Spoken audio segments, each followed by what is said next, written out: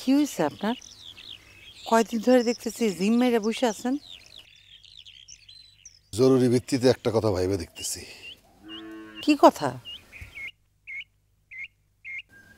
সামনের বছর ইলেকশন, ফজল মিয়া সাপোর্ট না দিলে তো ইলেকশনে জিততে পারবো না। রাসুর ফুপু আমার কি শুনে গেল? ঠিকই তো শুনেছে। আমার নিজের স্বার্থ রক্ষার জন্য আমি অন্ধ হয়ে গেছিলাম। তোমার কথা, লতার কথা, কারো কথাই আমি ভাবি নাই। মনে হইতেছে আপনার মতিগতি কিছু পরিবর্তন হয়েছে। আপনি তো আমার স্বামী লতার বাবা কোনোটাই আসিলেন না, পুরাপুরি তো মেম্বার হয়ে গেছিলেন। তুই ঠিক কইছ।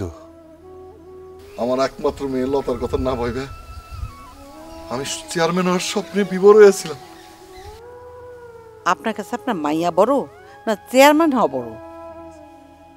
আমার সন্তান বড়, আমার সন্তান। ওই রাসুর ফুপু আমার আমার সব ভুল ভাঙায় দিয়ে গেছে। আল্লাহ মেহেরবান, তাই আপনারই পরিবর্তন হয়েছে। কয়েকদিন ধরে আমি চোখ বন্ধ করলে কি দেখি জানো? কি?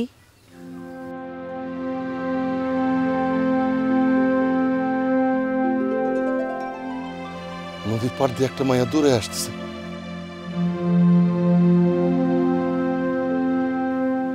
কে সে জানো? আমার লতা। দেখে আমার প্রাণটা একেবারে বইরে যায়। আমার মনটায় বড় শান্তি লাগতেছে। লতা কই? লতা ঘরে শুয়ে রয়েছে। এই অসময় শুয়ে আছে, ওরে ডাকো তো। লতা, মা লতা, আয়, তোর বাজান তোর ডাকে।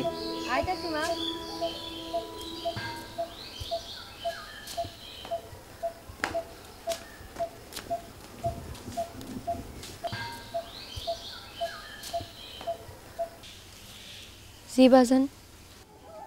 ভালো করে লেখাপড়া করতেছিস তো? জি বাজান। শোন মা, আমার টাকা পয়সার অভাব নাই, তুই আরো লেখাপড়া করবি, ঢাকায় হোস্টেলে থেকে পড়বি। আমি নিজে তোরে ভর্তি করে দিয়ে আসুন। আমি কি শুনতাছি বাজান? সত্যি কথা শুনতেছিস মা? যা, ভালো করে পড়াশোনা চালায় যা। আমি আমি আজকেই তোর বিবাহ সম্বন্ধ ভেঙে দিতেছি। বাজান, বাজান। আয় মা।